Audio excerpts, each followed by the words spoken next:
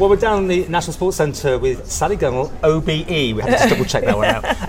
And welcome to the Isle of Man. I have to say, you weren't in the programme for the Sports Awards. I know. Sudden change. Sudden change, yeah. Greg should have been here, Rutherford, but I think there's been a last minute problem at home or whatever. I'm not quite sure what it is. So, yeah, I got the phone call yesterday and happened to be free. So, more than happy to be here. And, yeah, they've given me a great welcome, considering I'm not Greg.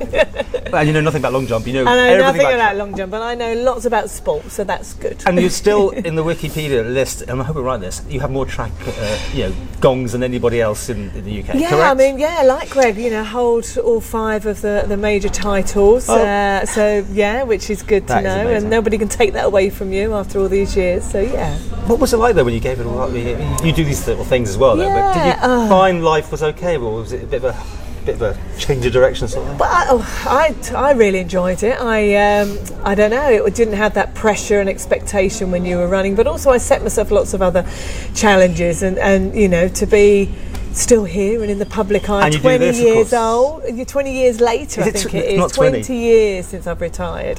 So to still, you know, doing so many, thank you, doing so many great things still, and yeah, I thought you'd just sort of get forgotten, but it's been great.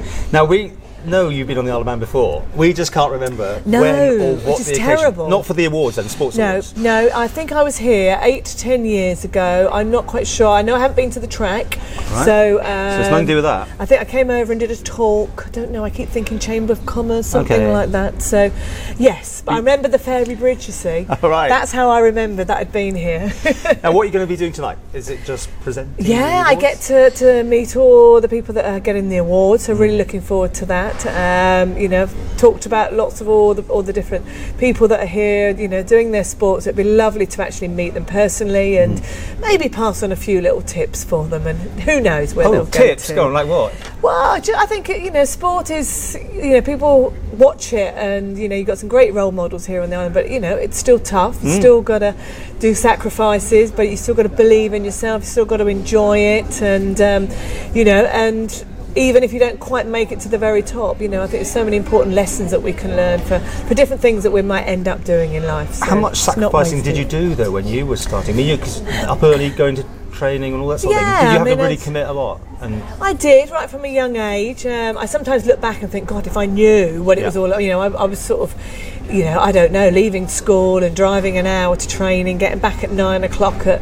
night, and, you know, maybe not going out on a Saturday night. But do you know, it was all worth it. And, you know, when you retire, you can make up for all those different things. But, you know, I had great friends. I loved going on the training camps. I loved getting on the coach to a competition, you know, when I was youngster, and all the camaraderie and all that went with it. So that, you know, I had a different social life, which was great. But for everyone like you doing so well, there's so many other people who do that same commitment and they never do anything particularly well. That's not the wrong way of putting it. You know, they do their personal best and they do what they can. Yes, and I think it's about being the best that you can be. And I was very lucky. I got to that very top, and I won those logos. But for other people, you know, what they want to achieve is, you know, maybe being the best in the club or to run a personal best. So I think it's being true to yourself and, you know, enjoy the process. And yes, there is ups and downs, but that's how we learn in life. We're a small place, so, you know, it's a micro thing for people taking on sports. You have to go away all the time to compete, and that's important, isn't it? Yeah, it's very different, but I think that shows commitment.